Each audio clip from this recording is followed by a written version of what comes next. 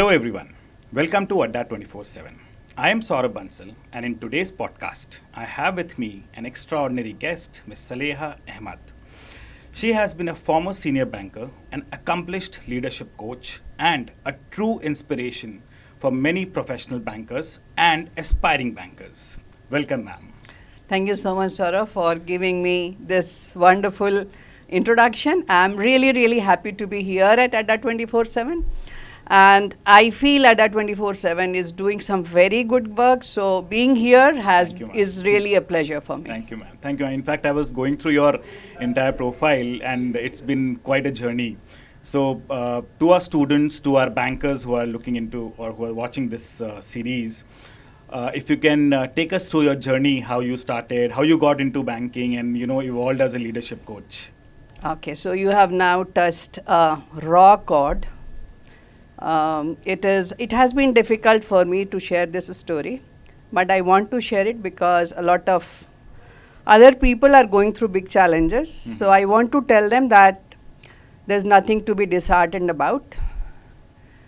And I'll be getting a bit emotional while sharing this story, so please forgive me. I was 22 years old. I was still a student when I lost my husband. And I was pregnant, 2 months pregnant at that time. And I became dependent after that on my mother-in-law and my mother. So as it is, this was a big tragedy in my life, with which I was finding it difficult to deal with. But at the same time, what was happening was even worse, that when people met me, they looked at me with pity. And that was what I hated most about the situation. I did not want to be a subject of pity. And that was giving me pain. So at that point in time, looking for a job was not for money. It was for money, but that money meant much more to me because it would give me a life of self-respect and a life of respect to my daughter also.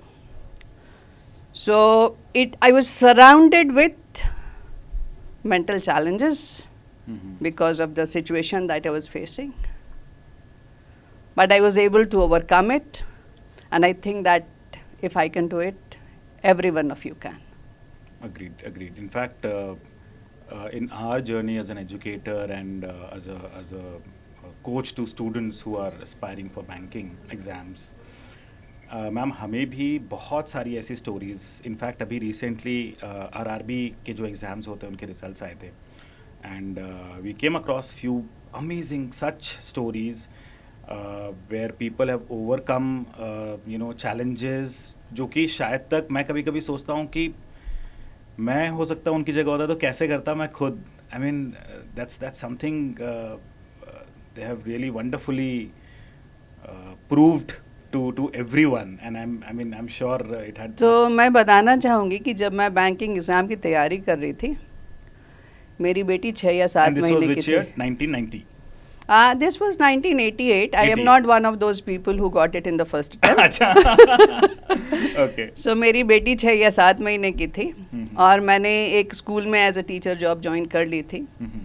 तो मुझे 7 बजे school जाना होता था and I used to come back at around 3 o'clock.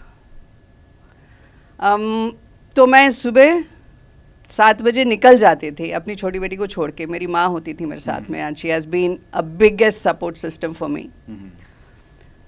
और मैं एक job भी मैनेज कर रही थी, एक बच्चा भी मैनेज कर रही थी और मैं तैयारी भी कर रही थी. तो आप लोगों को भी जो भी चैलेंज है, मैं ये कहती हूँ कि अगर आपके अंदर डिटर्मिनेशन है, if you want to do it, just believe in yourself and you will be able to do it. I think self-belief is one of the fundamental starting point for any aspirant. Because अगर वो नहीं है, वो leap of faith जो खुद पे एक लेना होता है ना कि नहीं करके कर ले जाएंगे. हाँ, और सबसे बड़ा चैलेंज हम लोगों के लिए ये होता है ना कि बचपन से हमें दूसरों के साथ कंपेयर किया जाता है. हाँ. कि फलाने ने ऐसा कर लिया, that other student has got this much percent, you are not good enough. सो वो सोच हमारे अंदर बैठ जाती है and we start believing that कि नहीं, मेरे से नहीं होगा. सो उन सब के ऊपर विजय पानी होती है हमको, but it is possible. The bad news is that yes, we all have these limiting and negative beliefs, but the good news is कि जो ह्यूमन माइंड है ना वो बहुत पावरफुल है और हम अपनी लिमिटिंग बिलीफ को चेंज करके पावरफुल बिलीफ्स बना सकते हैं. Okay. So, ma'am, जैसे I mean 1990 is almost quite some time. Yes. So I am उसमें- historical. So उस समय आपको कैसे लगा कि मुझे इस फील्ड में बैंकिंग, बिकॉज उस समय तो इमर्ज हो ही रही थी Indian economy and rather it was not even there जो आज जिस तो तरीके से. हमारे ज़माने में ऑप्शंस बहुत कम होते थे. मैंने नेट क्लियर किया हुआ था. मेरा दिल्ली यूनिवर्सिटी में एमफिल में एडमिशन हुआ था. लेकिन चूंकि ज़िंदगी में कुछ चैलेंजेस आ गए तो मैं I could not do my MPhil in Delhi at that point in time. और मैं नौकरी के लिए कोशिश कर रही थी उस time. And banking job specially SBI PO job was considered one of the top 2 jobs in the country. It was either UPSC और SBI PO. SBI PO is still one of the top. I mean, lot of UPSC candidates have SBI or RBI as their next plan B kind of thing. Yes, Lot that of is true. students, That yeah. is true. So that is how I appeared for SBI, and I think in the second attempt I could make it. I also appeared for IBPS also. Again, ये SBI PO मेरा second attempt में निकल गया था. So that is how, like, during my time we did not have a lot of opportunities, and today the youngsters are much more lucky, because you have a lot of options, and you should match your strengths and align your strengths to your goals, the job that you want to do. So, and you have that facility that we did not have during our time. I agree, completely agree, ma'am. So in today's time, I mean, you have had a glorious career with SBI and now executive coach. You have been into the learning and development department, where you have been into the SBI Academy, right? You have been director there. So I was director of State Bank Institute State of Bank of Leadership, Institute of which is in Kolkata. This is the Apex Institute for senior and top leaders. Okay. So for the bankers, what kind of... So I have 2 questions here. एक जो aspiring bankers हैं, जो आज की date में सोच रहे हैं कि मुझे स्टेट बैंक ऑफ इंडिया में, या a lot of public sector banks are there, in private sector banks are there. So अगर मुझे banking and financial services industry में कोई करियर बनाना है, तो आपके हिसाब से वो टॉप 2-3 क्वालिटीज़ वो क्या होंगी, whether it is different for may be state run bank और a nationalise bank versus a private sector bank. पहला क्वेश्चन कि वो क्वालिटीज़ क्या है.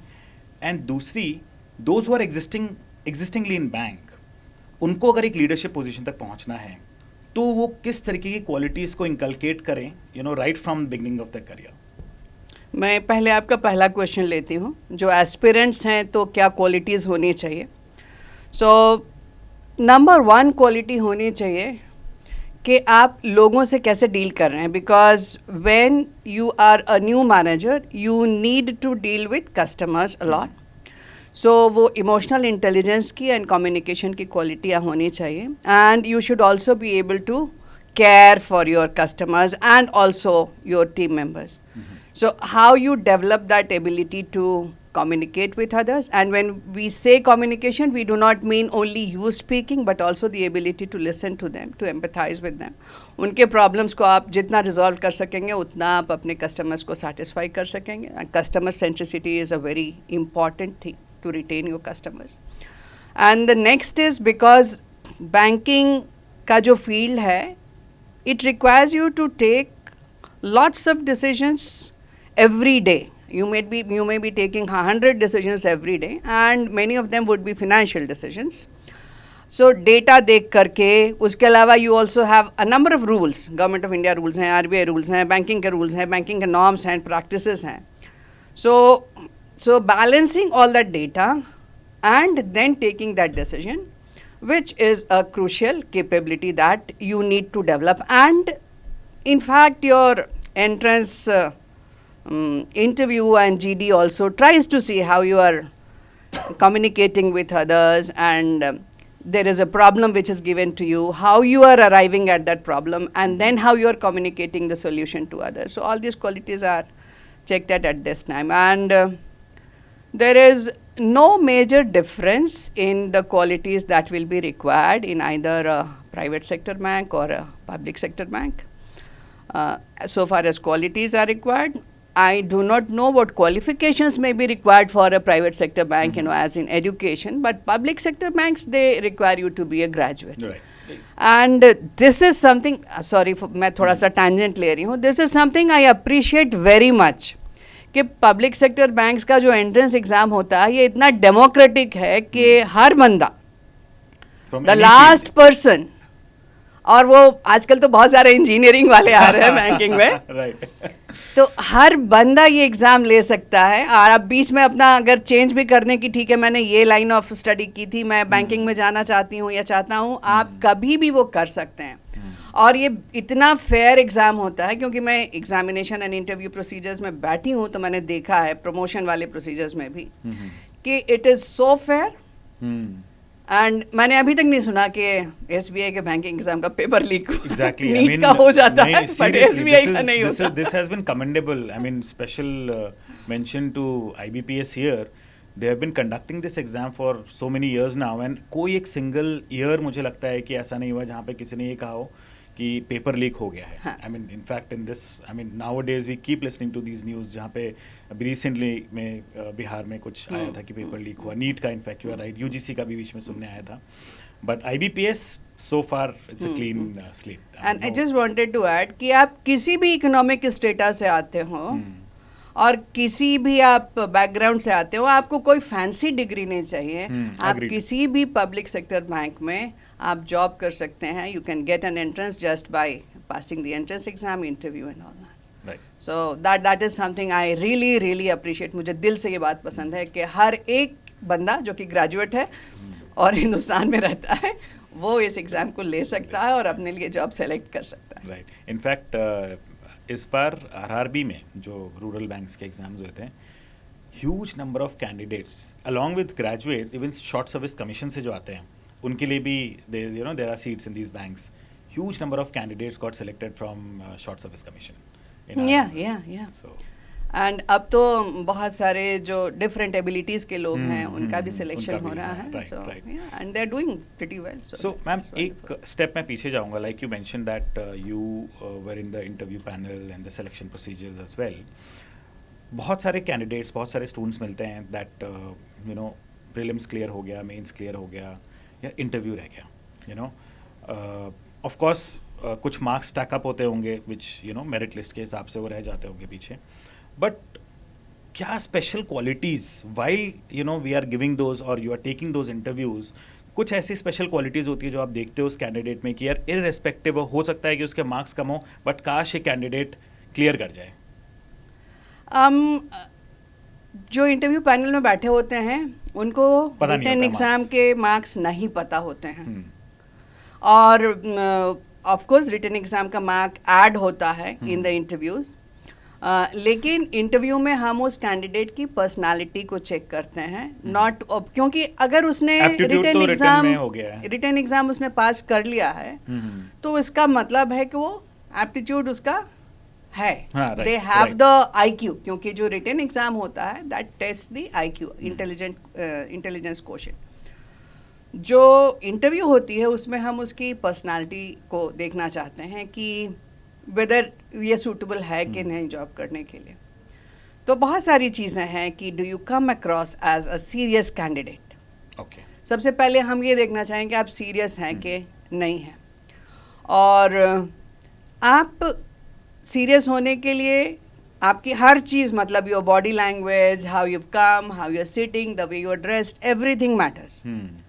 और कुछ क्वेश्चंस आपके सब्जेक्ट मैटर से भी पूछे जाते हैं, इसलिए नहीं कि हम सब्जेक्ट मैटर चेक करना चाहते हैं कि आपका मतलब फिजिक्स से अगर आपने पढ़ा है तो आप कितना जानते हैं, या इंजीनियरिंग तो उसमें. लेकिन अगर कोई स्टूडेंट सिंसियर है तो उसने अपना फिजिक्स, अगर उसने फिजिक्स में मास्टर्स किया है तो उसको फिजिक्स आता होगा. कम से कम इंटरव्यू पैनल में लोग जो बैठे हुए होते हैं वो अगर जिस लेवल का क्वेश्चन पूछ सकते हैं वो उस बंदे को आंसर कर सकना चाहिए अगर आपका सब्जेक्ट रहा है तो. आपके सब्जेक्ट के अलावा बहुत ज़्यादा बाहर वो कोई सब्जेक्ट से रिलेटेड क्वेश्चन नहीं पूछा जाता. Only 1 or 2 questions to see whether you are a sincere candidate. So sincerity is the topmost. Sincerity is very important, how serious you are. Then the other thing that we would look for is whether that person is aware, क्योंकि banking में एक बंदे को आने के लिए you need to be aware what is happening in the economy, what is happening in the industry. So वो awareness होनी चाहिए because we need smart people. Next चीज़ ये होती है कि चूंकि पर्सनालिटी चेक कर रहे हैं तो वंस अगेन IQ तो ऑलरेडी चेक हुआ होता है, यहाँ इमोशनल इंटेलिजेंस या इमोशनल क्वोशंट जिसको बोलते हैं, एम्पैथाइज कर सकते हैं, maybe some situations et cetera. Yes, how you can respect others. जैसे ग्रुप डिस्कशन में आप किसी को काट तो नहीं रहे हैं, are you allowing other people. कोई बंदा हो सकता है ये सोचे कि मुझे तो सब आता है, इसका आंसर तो मैं ही बोल दूंगा. सुपर एग्रेसिव हो जाते हैं. हाँ, so that also may not be appreciated a lot. तो आप दूसरों को भी मौका दे रहे हैं कि नहीं, लेकिन उसके बावजूद भी आप अपनी बात भी कह पा रहे हैं कि नहीं. How well you are thinking and how you are putting your point across, how polite you are coming across as. मतलब you have to put your point, but you have to put it politely. So that is also a hallmark of emotional intelligence. And how you are able to assess, you know, if somebody else is putting a point across in the GD, can you appreciate them? So how these you are the behave things. when Yes. you know 10 people are together, more like that. Yeah, agreed. Yeah. So एक step और आगे चलते हैं ma'am. एक question लेकिन हाँ. आपका miss हो गया कि हायर लेवल पे प्रमोशन के लिए क्या चीज की जरूरत होती है. अच्छा, that was that part right, of the right. question. So I would like to answer that. So to a certain level, up to mid level, maybe, you know, scale 2, 3 जो होता है public sector banks में and in other banks also. How you're working, आपकी capabilities क्या हैं, they will matter a good deal. How you've performed, that will matter always. It will continue to matter a lot. As you go on to higher levels, there are other things also, and that will relate to how you lead your team, how you motivate your people, how you relate with your peers, how you relate with your seniors. Are you able to put your point across? So these things are important. And I would also like to say here that a lot of the time we think that to save our job or to be promoted, we need to keep saying yes. And this is what I keep teaching people, that it is very important for you to learn to say no. No बोलना ज़रूरी है, लेकिन no कैसे बोलना है ये आना चाहिए ताकि आप no बोलें लेकिन अगले को हर्ट ना हो, आपकी रिलेशनशिप बल्कि बनी ही ना रहे और बेटर हो जाए. क्योंकि नो आप इसलिए बोल रहे हैं क्योंकि आप कुछ वैल्यू ऐड कर रहे हैं, आपके पास कुछ आइडिया है, कुछ क्रिएटिविटी है, कुछ थॉट है जिससे कि आप वैल्यू बढ़ाना चाहते हैं. थोड़ा सा टेंजेंट ले रही हूँ. और मैंने ये SBI में देखा है कि सीनियर एंड टॉप बॉसेस जो होते हैं ना, इवन MD, चेयरमैन, DMD, ये चाहते हैं कि आप डिफर कीजिए, डेविल्स एडवोकेट. हाँ, आप अपना थॉट दीजिए, और लेकिन आप उसको सिर्फ ऐसे ही बोल देंगे तो नहीं. You have to give a reasoned argument. So unless you give a reasoned argument, your argument will only, you know, be like a bull in the China shop. So वो सोच समझ के किस तरह से बोलना है. And that is why, you know, just yesterday there was an article in Economic Times which was saying that SBI is the CEO provider in the financial industry. Yeah. तो सारे CEOs SBI से जा रहे हैं. तो मैं सोच रही थी, मेरे एक दोस्त ने ये भेजा मुझे लिंक, तो मैं सोच रही थी आखिर क्यों हो रहा है. तो मेरा थॉट ये है कि ये इसलिए हो रहा है कि SBI ये जो thinking and decision making capability है ना, ये डेवलप करने का मौका आपको शुरू से देती है. You are allowed to differ, and I can say this because I have coached executives across 27 companies. मैंने 10,000 executives को कोच किया है, उससे ज़्यादा को. और ये सिर्फ SBI में नहीं, SBI के बाहर बहुत कंपनीज को. और मैंने देखा है कि सीनियर लीडर्स भी जो होते हैं वो डरते हैं डिफर करने से कि मैं टॉप बॉस को बताऊं, बोलूं तो कैसे बोलूं, मैं क्या कर सकूं. वो हेल्पलेसनेस मैंने देखी है. लेकिन मैंने ये SBI में देखा है कि you are expected to give your point of view, to differ. Right. So this is something which creates the decision making quality, the leadership quality. So मैं ये बोलना चाहूँगी व्यूअर्स को कि आगे बढ़ने के लिए नो कैसे बोलना है ये सीखिए, क्योंकि आपके आइडियाज़ इंपॉर्टेंट है. आपको हायर सिर्फ आपके हाथ के लिए नहीं किया जा रहा, आपको हायर आपके ब्रेन के लिए किया जा रहा है. So ma'am even location plays an important role. Say suppose मैं बॉम्बे अगर बेस्ड हूँ, then I will have a faster और a chance of being at a leadership position is more than may be मैं एक कोई रिमोट लोकेशन में based हूँ. ऐसा होता है? पब्लिक सेक्टर बैंक्स के बारे में मुझे जो एक्सपीरियंस है उसमें ये है कि आप सर्टेन लेवल की जैसे ब्रांचेस होती हैं, राइट ठीक है, राइट. तो छोटी जगह में छोटी ब्रांच होगी, बड़ी जगह में बड़ी ब्रांच होगी, तो आप मूव करेंगे उसके साथ. तो शुरुआत बहुत सारे लोगों की, a large number of people is. So मैं अभी अमिताभ चटर्जी की बात करती हूँ जो कि अभी JNK के MD एंड CEO बने हैं. He is my batchmate. Okay. तो ही इज़ फ्रॉम रांची. अच्छा. ठीक है. हाँ. तो ऐसे बहुत सारे एग्जाम्पल्स हैं कि लोग बहुत छोटी जगहों से आए हैं लेकिन बहुत वो अपने काम से गए. काम से गए हैं. ठीक है, अपना काम. और सिर्फ काम ही नहीं, मैं यहाँ एक और ऐड करना चाहती हूँ. एज यू गो सीनियर, आप अपने आप को कैसे प्रेजेंट करते हैं और how you come across, how noticeable you become through your work and how you network. Work और नेटवर्क बहुत इंपॉर्टेंट है. लोग आपको जानेंगे, विजिबिलिटी. हाँ, Agreed. लोग आपको जानेंगे तभी तो आपको मौका मिलेगा. लोग आपको जानेंगे नहीं तो मौका कहाँ से. राइट. सो अपने आप को प्रोजेक्ट करना भी ज़रूरी है कि आप अपने आप को प्रोजेक्ट कीजिए. Be noticeable and know how to become noticeable. इसलिए communication skill, emotional intelligence, assertiveness ज़रूरी है. So ma'am, in your early days when you started with your career in bank, कोई ऐसे challenges जो आपको लगता है कि आपने face किए हों? So your career is always a mixed bag. Challenges तो आते ही हैं. जो क्योंकि एक बहुत challenge बड़ा के- बैच अभी एंटर करने वाला है बैंकिंग इंडस्ट्री में. SBI भी अभी इस समय ऑलमोस्ट 14,000 क्लरिकल पोस्ट की वैकेंसीज अनाउंस किया है. Around 600 plus probationary officers they have announced. RRB का रिजल्ट आया. IBPS का पूरा बैच अप्रैल में आएगा. So more than 20-25-30,000 people would be entering banking industry. So किस तरीके के चैलेंजेस को लेके वो ऑलरेडी प्रिपेयर्ड रहे in their early days? What would you suggest? सबसे पहले ये कि चैलेंजेस के लिए प्रिपेयर्ड रहिए. It's not going to be a smooth ride. आप life is full of challenges. जिंदगी में दिक्कतें आएंगी, परेशानी आएंगी, और अगर आपके अंदर वो बिलीफ है कि आप इन परेशानियों से आगे बढ़ जाइएगा तभी आप जीतेंगे. आप शायद सोच भी नहीं सकते कि किस तरह के चैलेंजेस आएंगे. सो एक चैलेंज जो हम लोगों ने सोचा नहीं था, I started banking when everything was manual. हम इतने बड़े भारी भारी लेजर्स पे काम करते थे. एंड सबसे पहले ड्यूरिंग प्रोबेशन जो मेरा करेंट अकाउंट के काउंटर पे ड्यूटी लगी थी, और उसमें बहुत काम होता था, heavy. It was a big branch. तो जब लंच टाइम में मैं बैठी पीछे, तो लोग कह रहे थे कि मैडम आज तो आपकी ट्रेनिंग पूरी हो गई. लेकिन ट्रेनिंग कभी पूरी नहीं होती, क्योंकि देयर वाज अ टाइम जबकि वो बैंक मास्टर आया और वो सारा जो है कि मैनुअल से चेंज होके कंप्यूटराइज्ड हो गया. तो that was one big challenge. और उसके बाद भी बड़ा चैलेंज आया कि जब हम CBS पे कोर बैंकिंग सिस्टम पे चले गए. And at that point in time I was heading a branch जिसको पूरा माइग्रेट करना था, एंड सारा डेटा सब कुछ and everything has to go correctly.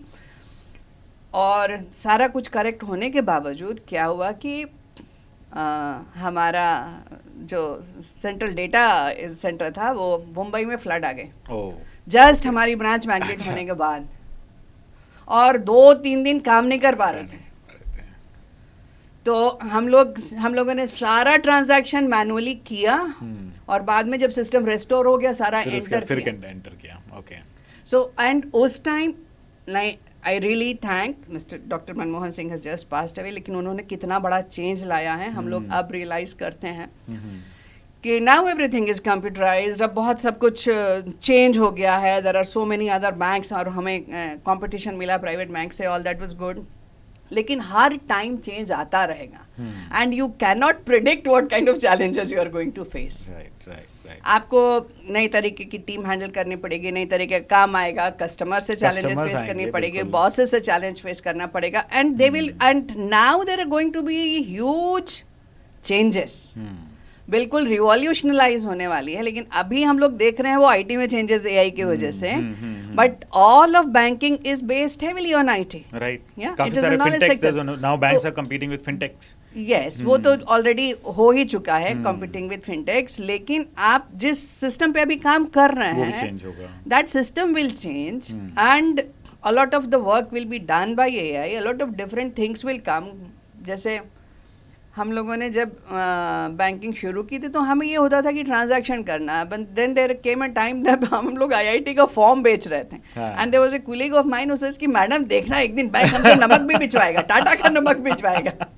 सो आपको चेंज कुछ भी आ सकता है. So there will be changes. The thing is if you believe, and when bank master came there were a lot of people जो कि they were not comfortable using the mouse and उस time बहुत attrition हुआ, लोगों ने छोड़ दिया क्योंकि उनको ये Not able to cope up with not the able to change. Cope up with the change. But जो स्मार्ट ब्रांच मैनेजर्स थे ना, उन्होंने अलाउ किया अपने स्टाफ को कि आप ताश खेलो कंप्यूटर पे, पेशेंस खेलो. वो पेशेंस आता था. So they became friendly with the use of mouse and everything. और वो माउस से बहुत प्रॉब्लम होती थी लोगों को. And then That was a people good didn't know the idea. Sanctity of a password. Ah. वो पासवर्ड किसी को पता नहीं. And then they became afraid कि anyone can do a fraud. So thing is prepare yourself for whatever, be aware of whatever is happening in the industry and be aware also that changes are going to happen. So, and changes will happen in everything. Changes will happen in the industry. Changes will happen in the rules and regulations. Maybe it will all open up more.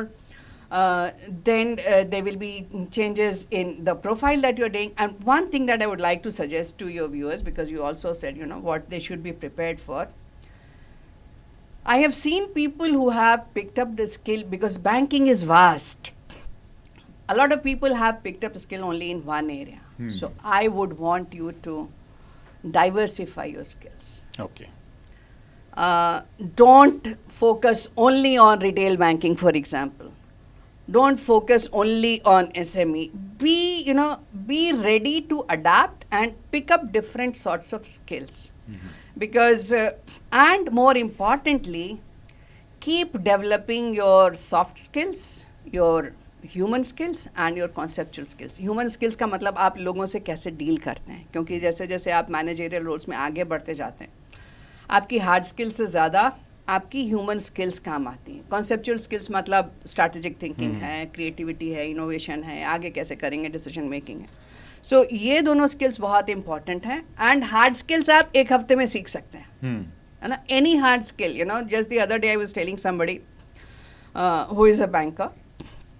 And she was saying that, I need to pick up new skills and I want to move on to SME and maybe another bank and all that. So, and again, she has had exposure. So, आप शुरू से अपने बारे में सोचना शुरू कीजिए कि आपको किन एरियाज में एक्सपर्टीज चाहिए एंड आस्क फॉर इट. जिंदगी में कुछ भी नहीं मिलता अगर मांगो नहीं तो. मांगो, go and ask for it. In fact आप जैसे एट्रिशन की बात कर रहे हैं ma'am, then there was a change back then, तो काफ़ी लोगों ने छोड़ा because they were not able to adapt. On and off I keep reading a similar problem is there और it still persist in BFSI segment where attrition rates are very high. Even आज भी जब banks की कोई notification आती है उसमें backlogs होते हैं या फिर न्यूज़ आ रही होती है कि भाई इतना एट्रिशन रेट है. Although of course nationalised banks have a lesser attrition rate as compare to private banks. But what do you think, what is the fundamental problem? इतना iteration हो क्यों रहा है? Is it because of, things have, initial days of the career in banking is more around sales, चाहे वो nationalize हो या private sector bank हो, या वो थोड़ा सा generation का gap है कि भाई पहले जो लोग थे वो, ज़्यादा हार्ड वर्किंग थे, अब लोग थोड़ा सा ज़्यादा क्विक सोल्यूशन ढूंढते हैं, क्विक सक्सेस ढूंढते हैं. And of course banking being such a serious industry, lot of hard work needs to go get into it. तो एग्जैक्टली क्या लगता है आपको, क्या प्रॉब्लम है वो, क्यों एट्रिशन रेट इतना हाई है? I mean you have interacted with so many leaders, so many people in banking industry. What is your take on this? Finance sector, banking and finance is a sector which is very highly sales driven.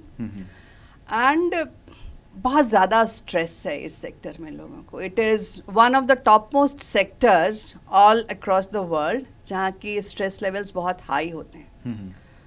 एक तो काम ऐसा हम करते हैं जहाँ की पैसा इन्वॉल्व होता है, फ्रॉड हो सकता है, बहुत ज़्यादा आपको सिक्योरिटी देखने की ज़रूरत होती है, वो सारे आपको रूल्स पढ़ के भी कोई डिसीजन लेना होता है. एक भी प्रपोजल तैयार करने के लिए you need to go through a lot of data and analyze that data, and then you take that decision.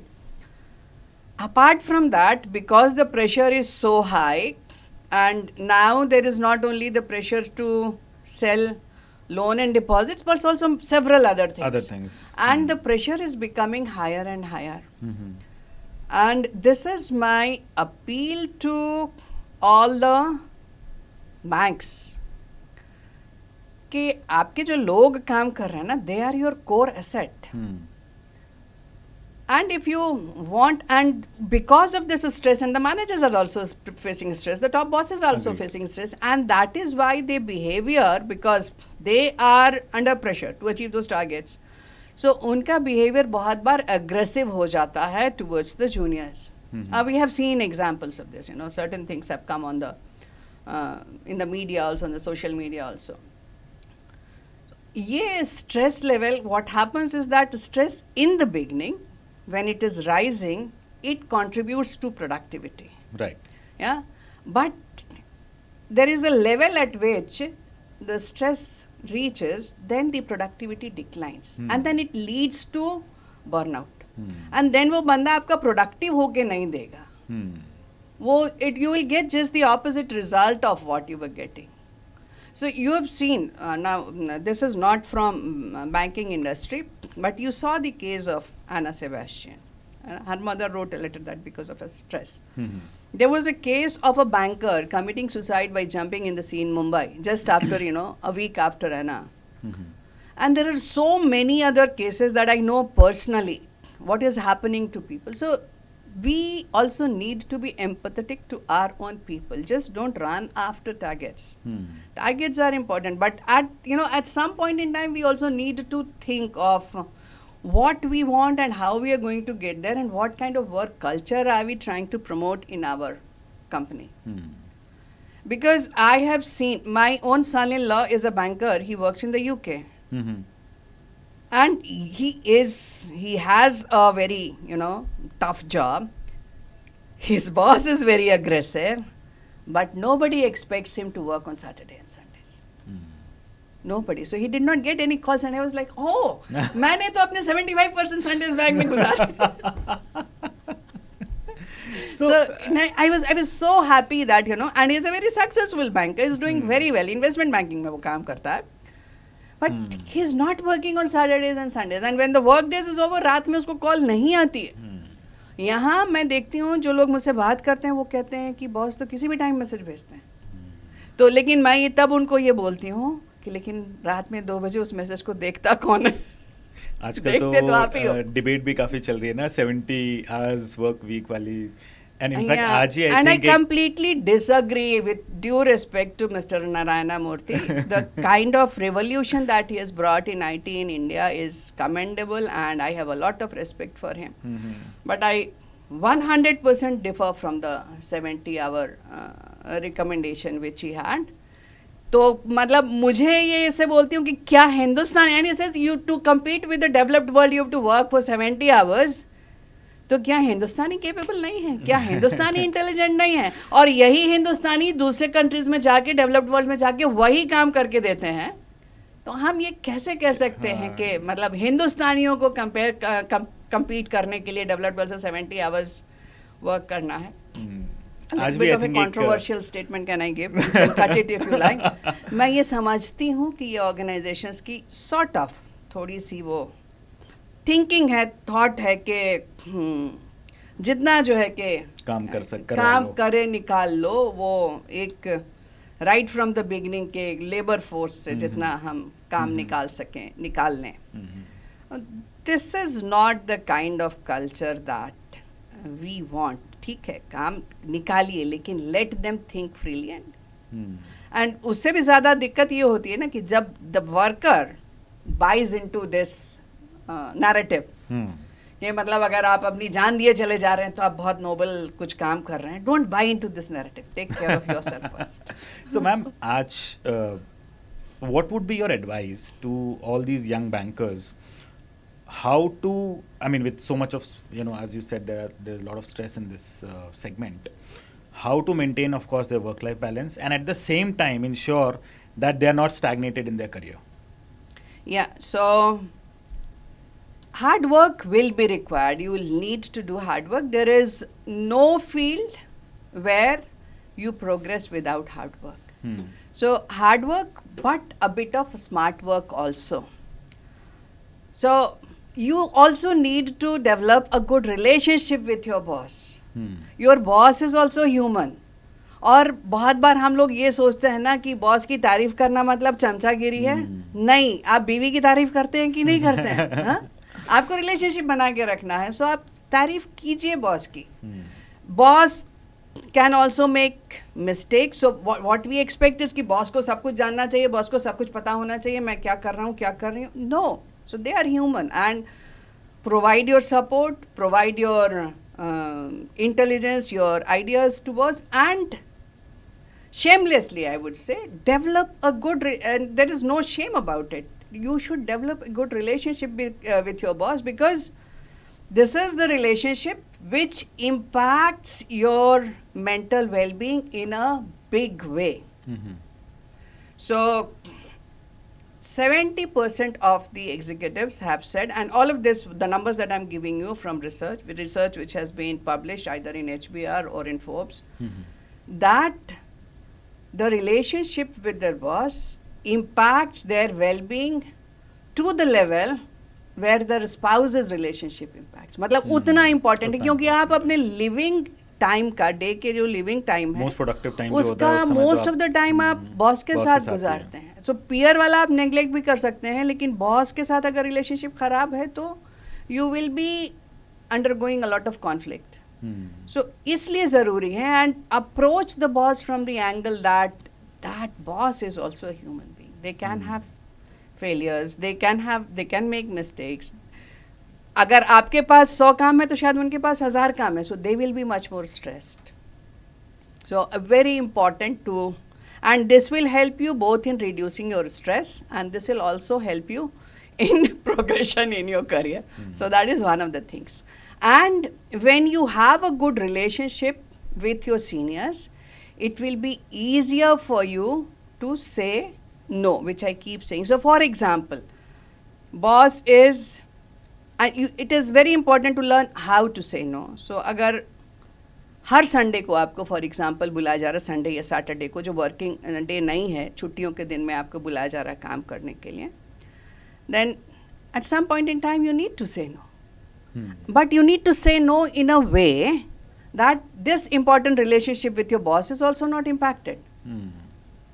And अगर आपने पास्ट में अच्छा रिलेशनशिप बना के रखा है तो आपको ये बोलना आसान रहेगा. अगर आप बाकी 30 दिन झंझट चलता रहा बॉस से, तो 31वें दिन आप ये नहीं बोल पाए. अगर रिलेशनशिप अच्छा रहेगा, then you will be able to say ma'am और सर, पिछले 4 संडेज या 4 हॉलीडेज में काम करती रही हूँ, या 3 हॉलीडेज जो भी काम करते रही हूँ, my family is very important for me. whatever work is there, I can complete it then. So a lot of the time I find that because they want to create the impression that they are working very hard, so people are being called on holidays. Although the work can be done in lesser amount of time.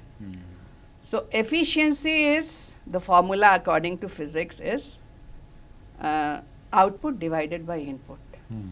So input जितना कम हो, output ज़्यादा, जितना ज़्यादा हो, efficiency उतनी ज़्यादा होगी. So don't look at how much, look at the output that you are getting. Look at the efficiency. Bottom line, eventually the goal है वो achieve होना चाहिए. हाँ. And because of the stress, a lot of mis-selling is happening. So right. That's a common. So that is a big problem that we might face if we are creating too much stress for our staff. Okay. So एक balance होना चाहिए. And you need to create the stress, but the stress only up to the level that when it increases productivity, not that it causes burnout. Right. When it comes to banking professionals, especially all these public sector banks, I think आपने जब banking industry में थे, you would be aware of these exams, JIB, CIB, and in last couple of years, these exams have taken a sea change. They have seen a sea change. मतलब पहले अगर 3 paper होते थे each exam में, अब वो 4 papers होने लग गए. And huge amount of depth has got into the entire curriculum on which these bankers are tested. And काफ़ी सारे bankers ऐसे होते हैं जो obviously first year of their career है and they have to probably give these exams to get the increments etc. So एक तो हो गया कि ये हम एक इंक्रीमेंट के लेंस से देखते हैं कि यार ये एग्ज़ाम दे दो, एक सर्टेन इंक्रीमेंट हो जाएगा, इसमें डबल इंक्रीमेंट हो जाएगी.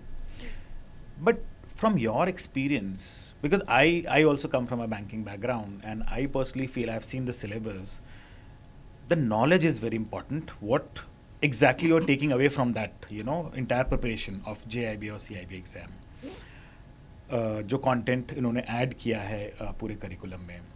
But अभी भी बहुत सारे bankers हैं जो इन एग्ज़ाम्स को सिर्फ और सिर्फ वो होता है ना कि यार नोट्स मिल जाए और कहीं से बस लास्ट मोमेंट पे क्लियर हो जाए पेपर, क्यों, इंक्रीमेंट ही तो लेना है. And I somehow I differ I differ from this approach. What do you think? I mean, ये जो इतना syllabus and curriculum and जो knowledge base में जो change करने की कोशिश की जा रही है, why it is important for a banker to see it from that lens rather than just seeing it from the perspective of कि यार मेरे को तो इतने का increment मिलने वाला है. You have reminded me of something. My first day when I joined the bank, और पहले दिन हमारे चीफ मैनेजर ने हमको कहा था कि आज CIB की मेंबरशिप ले लो और लाइफ टाइम मेंबरशिप ले लो और जितने जल्दी एग्ज़ाम पास करना है वो, मतलब आपको you have to pass the GIB exam this year. तब CIB पार्ट 1 पार्ट 2 कहलाता था. अच्छा, ओके. और हमारे टाइम में तो एक्चुअली प्रमोशन भी जल्दी मिलता था. You became eligible for promotion earlier. Later on वो सिर्फ इंक्रीमेंट तक रह गया. But we had a training for 5 months. वो इंस्टीट्यूशनल ट्रेनिंग होती थी. हम ट्रेनिंग सेंटर में जाते थे 2 महीने के लिए, 3 महीने के लिए. एंड उस ट्रेनिंग में क्या हुआ कि इन लोगों ने हमें CIB JIB की पूरी तैयारी करवा दी. Whether it was banking law and practice, whether it was corporate law, whether it was management accounting, whether it was international banking, whether it was. और बैंकिंग एक ऐसा सब्जेक्ट है या ऐसी इंडस्ट्री है, I would like to say that it is known as a knowledge based industry. आप इतने सारे रूल्स एंड रेगुलेशंस हैं. एक RBI के रेगुलेशंस हैं, बैंकिंग रेगुलेशन एक्ट है, उसके अलावा इसमें हर एक दिन चेंज होता रहता है. पहले तो खैर वो प्रिंटेड सर्कुलर्स आते थे, अब ऑनलाइन हो गए तो दिन भर में 5 सर्कुलर आते हैं. Right. So you need to be, so what JIB and CIB does is आपके फंडामेंटल्स बिल्कुल वो सॉलिड हो जाते हैं. मैं समझती हूँ कि आप एक्सपीरियंस से सीख सकते हैं, लेकिन नॉलेज जो है वो आपको JIB एंड CIB क्लियर करने से ही आती है. सो सौरभ, आई 100% और may be 110% agree with you कि अगर आपकी नॉलेज नहीं होगी, so specially at the initial levels of management, assistant manager, deputy manager या जो भी आपका रैंक है एट दैट लेवल, सो उस लेवल पे आप को बहुत ज़्यादा ज़रूरी है नॉलेज होना, क्योंकि नॉलेज आपको प्रोटेक्ट करती है, so that you do not make mistakes. और मैं सबको यही बताती हूँ कि नॉलेज जो है कि don't see it as an increment, see it as a protection for yourself. आप गलती नहीं करेंगे, और आप गलती नहीं करेंगे तो फिर आप बचे रहेंगे, because that otherwise you make a mistake because of a gap in the knowledge, it will never, nobody will say कि अच्छा इसने पढ़ा नहीं था इसलिए इसको माफ कर दो. राइट, ठीक है. वो डिसिप्लिनरी एक्शन फिर होगा. वो गलती होगी. अगर आपने मतलब गलत अकाउंट में क्रेडिट कर दिया या फिर एक रूल के अगेंस्ट चले गए, किसको कोई भी एरिया, वेदर ये क्रेडिट है या इंटरनेशनल बैंकिंग है, अगर आपने गलती कर दिया तो फिर वो माफ़ी नहीं है कि आपको आता क्यों नहीं था. आपको आना चाहिए. It is expected that you should know. आप किसी भी पेपर पे साइन कर रहे हैं तो आपको सोच समझ के साइन करना. वो सोच समझ के साइन करने के लिए नॉलेज होनी ज़रूरी है. तो इसीलिए मैम हमने जब से प्रोग्राम शुरू किया है, so we also train the bankers for these exams. We have one of the most rigorous program of JIB and CIB, you know, going up to as high as 300-400 hours of teaching, core teaching. बहुत सारा content available होता है आजकल तो Telegram में इधर उधर, जहाँ पे सिर्फ क्वेश्चंस करवा दिए, क्वेश्चंस बता दिए, कोई PDF पकड़ा दी, नहीं. हमने कहा we have to stick to what is expected out of this course. You know, banker को समझ में आना चाहिए इवेंचुअली जो वो पढ़ाई कर रहा है. अगर वो रिस्क मैनेजमेंट पढ़ रहा है तो he should know each and everything around it. I'm really glad to hear that because you are filling up that gap because many of the banks are not investing as much in the education of the bankers they are inducting. जैसे हमारे time में 5 महीने 6 महीने की training होती थी. Now that has gone down. महीने भर की होती है, 2 महीने की होती है, like that. So then you are contributing a lot because you are protecting them. You are protecting. बहुत, लेकिन बहुत बैकलैश भी आता है. अरे सर इतना क्यों पढ़ा रहे हो, मैम इतना क्यों पढ़ा रहे हो. हमें IIM के प्रोफेसर्स आके पढ़ाते अच्छा, थे. okay. दिल्ली यूनिवर्सिटी के प्रोफेसर्स आके पढ़ाते Okay, थे. okay. और इतना ज़बरदस्त फोकस था हमारे JIB CIB पे, अपार्ट फ्रॉम ऑफ कोर्स जो बैंक के फैकल्टी थे वो बैंकिंग एरिया को जानते थे, उसको पढ़ाते थे, बुक कीपिंग पढ़ाते थे, कोई मैनेजमेंट अकाउंटिंग पढ़ाते थे. मतलब इतना थरो कर दिया कि वो फाउंडेशन इतना बढ़िया था. That has helped. एंड जो मैं आर्टिकल की बात कर रही थी इकोनॉमिक टाइम्स में कि SBI के जो लीडर्स हैं they are now becoming CEOs of many banks and especially those banks जहाँ कंप्लायंस इश्यूज हैं, जहाँ प्रॉब्लम्स हैं. Right. तो इनका Because of the background depth. क्योंकि सॉलिड है, उनको पता है कहाँ वो उनको कहाँ पे गलतियाँ मिलेंगी. बिल्कुल. उनको पहले से पता है कि गलतियाँ कहाँ पे हो रही हैं, कहाँ मिलेंगी. तो वो उस चीज़ वो जो है ना वो डायग्नोज कर लेते हैं and then they can give the right treatment. इसलिए SBI के लोगों को you can check the Economic Times article. That is what it says. Interesting. Ma'am, one last question. Yeah. If you could go back in your early days, you know, younger self, Yeah. when you had joined the bank, what would be that one thing, an advice which you'd want to give yourself back then, after seeing such a long career in banking and then, you know, coaching executives and leaders? तो अपने young self को आप क्या advice देना चाहोगे? Which will, of course, our students would also resonate. Number one, be aware of yourself, who you are, and if you want to do anything, why you want to do it. वो आपका why आपको शुरू से clear होना चाहिए. मेरे लिए शायद तब क्लियर नहीं था, जो कि मुझे बहुत बाद में क्लियर हुआ. लेकिन अगर आप मुझे ये मौका दे रहे हैं कि यंग लोगों से बात कहूँ तो मैं ये कहूँगी कि आप पहले सोचो कि आप जो अगर करना चाहते हो तो क्यों करना चाहते हो. Why is it important for you.